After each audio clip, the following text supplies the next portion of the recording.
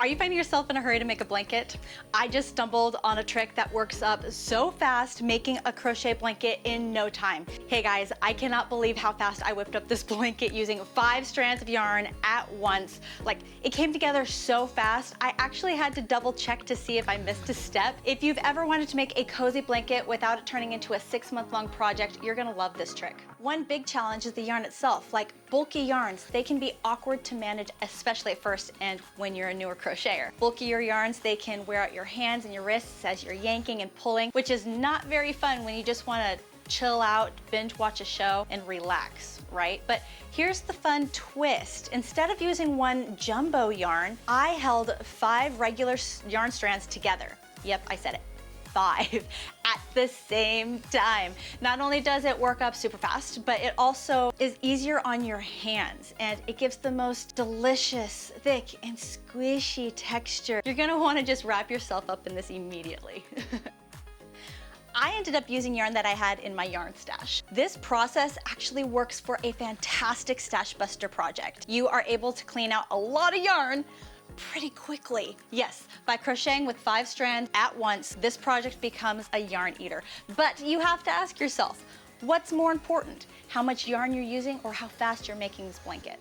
The trickiest part is honestly holding all 5 strands together in the beginning of the project. You will want to comb the strands straight so that way you don't have any loose loopies separating away from the other strands. But once you get the rhythm of it, it's really smooth sailing. It's just a very easy, smooth process. You will also want to be cautious of strands just slipping off your crochet hook, which does happen every now and then. And you're gonna want to make sure you're cautious about where you place your crochet hook, making sure that you're not just jabbing your hook in between a 5-strand grouping, but instead you're placing your crochet hook thoughtfully into an actual stitch space. Then you just treat all 5 strands like one yarn and you start working your pattern as usual. To begin, we're gonna align all 5 strands together. Go ahead and comb the strands straight so that way you are working with what looks like one yarn. Create your slip knot, and then we're gonna begin by making 51 chains.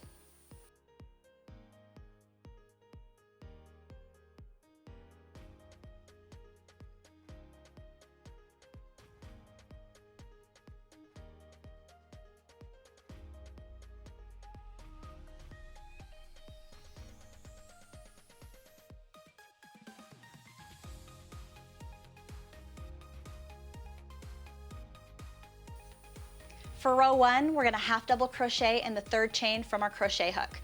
Sometimes I will stick my finger in the chain to make sure I am placing my hook in a clear space and not accidentally, splitting yarn strands.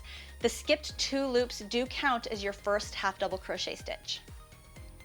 And then just make 1 half double crochet stitch in each chain all the way across. This row will take the longest of this entire project. Working off the foundation chain is always the most tedious. Embrace this, okay? Work slowly so that way you don't mess up any strands and just go ahead and finish the row. You're gonna want a total of 50 stitches at the end of row 1. For row 2 through the end of row 53, all you're doing is chaining 1. Chain 1 tall, loose chain though, okay? Everything about this project needs to be loose. So chain 1 tall, loose chain, then turn your work and make 1 half double crochet stitch in every stitch all the way across. Use my finger trick. Place your finger in the top of that stitch underneath both loops so that way you can guide your crochet hook. Please do not treat this project as a relaxing, mindless project. Also, do not focus on how fast you can crochet. Be mindful of every stitch that you make. We are making a very simple, basic half double crochet stitch, but we're working with 5 yarn strands at once, and it is super easy for one of those strands to slip off your crochet hook, and then you could be onto like the next row and finally see that little loopy that's just sticking out there saying, hee hee hee, I slipped away. This happened to me multiple times making this blanket, which is why I am sharing this caution with you. It's really not that big of a deal if you do have to go back, like undo your work to fix that stitch, pick up that loop. So please don't let it frustrate you when this happens. Because of the thickness of each stitch, this blanket does work up super fast and you won't have to worry about crocheting faster. You're covering more surface area with each row, which will naturally get you there quicker. When you run out of one color, and they will all run out at completely different locations in your blanket. The method that I choose to use is the invisible knot trick, placing one strand going in one direction, the yarn that is attached to the brand new skein going in the opposite direction. At one end, wrap the 2 strands around 2 fingers. Take the short tail and wrap it over the 2 strands. Push between your 2 fingers so that the little tail is pointing towards your fingernails. Then remove your fingers and pull tight for knot number 1. Now move over to the other side. Wrap the 2 strands around your 2 fingers. Take the tail, that little short tail, and wrap it over the 2 strands and push between your 2 fingers so that the tail is pointing towards your fingernails. Then remove your fingers and pull tight for knot number 2. Grab both ends of your yarn and slowly pull, letting those knots come in together. You can pull the yarn tightly. This knot is secure, it's strong, it's not going anywhere. Then you can cut the tails pretty close to the actual knot and everything stays strong and secure. You can then continue on with your project and nobody will ever know that you joined more yarn to your project in that spot right there. There is nothing to come back to and nothing to weave in. Ta-da! I love this invisible knot. I hope it helps you. If you have other ways of working your project, feel free to use whatever works best for you. Keep going and I'll meet up with you at the end of row 53. Once you finish row 53, we are going to jump right into the finishing border. I'm choosing a simple border to clean up the sides and make the project look complete. You're going to chain 1 loosely, then turn your work.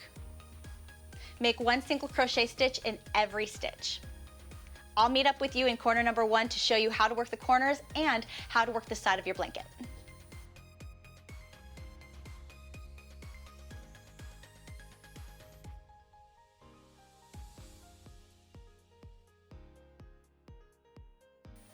In corner number 1, we're going to make 3 single crochet stitches. The first single crochet stitch counts as the last stitch for that side of the blanket. The second single crochet stitch counts as our turning stitch.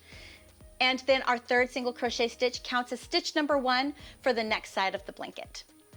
When working along the sides of your blanket with this single crochet stitch border, we are going to make 1 loose single crochet stitch in the side of every row. What's great about the half double crochet stitch that we used on the inner body of the blanket is that it is super easy to follow where each row was. You can follow the line and then make 1 loose single crochet stitch in the side of that last stitch of the row. It's totally fine if you just place your crochet hook between the last 2 stitches of the row. Use your finger to help guide you. It doesn't have to look perfect. Everything will camouflage and you won't be able to see any imperfections. A tip, we worked 53 rows, which means you should have a total of 53 single crochet stitches along the side of your blanket, including stitch number 3 of corner number 1 and stitch number 1 of corner number 2. In corner number 2, or the last row, you're going to make 3 single crochet stitches. Then rotate your blanket so that way you're now working along the bottom side of the blanket where the foundation row is.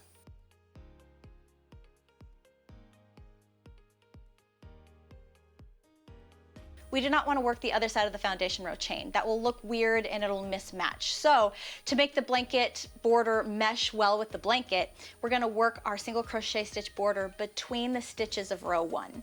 Your count will be fine, but in case you are concerned, we will have a total of 50 stitches along the bottom side of the blanket.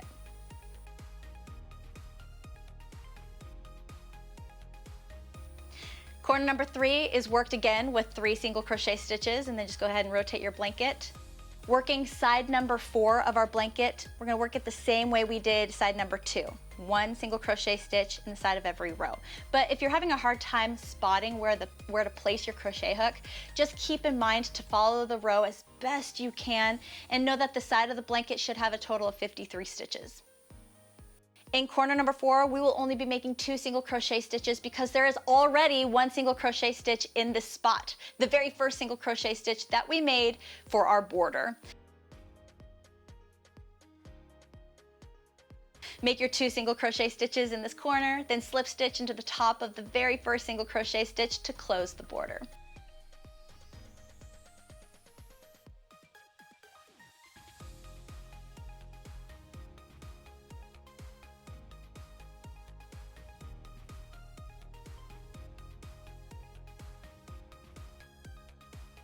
cut a long enough tail to weave in your ends, approximately 6 inches long or more, depending on your comfort, and then tie off your work.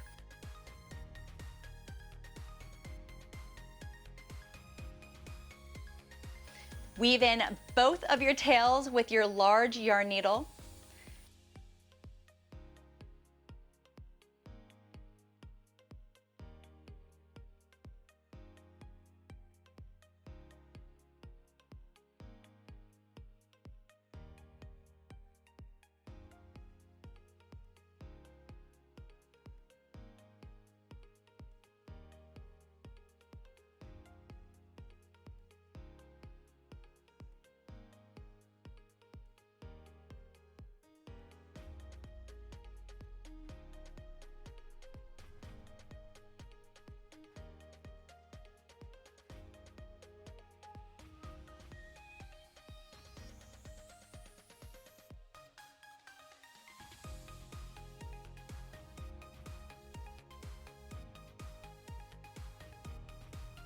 And your project's complete.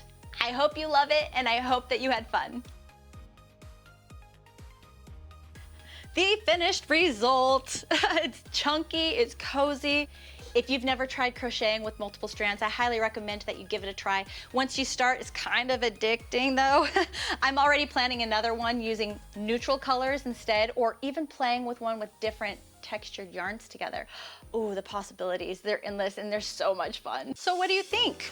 Have you ever crocheted with multiple strands together before? If you have, please share your experience in the comment section below and let me know what you put together, what strands you work together. That will affect the experience. And if this is a completely new concept to you, let me know if you're gonna give it a try. If you want more tutorials, yarn hacks, and cozy crochet project ideas, I've got a whole playlist waiting for you. Just hit this video that's about to pop up on the screen in just a second.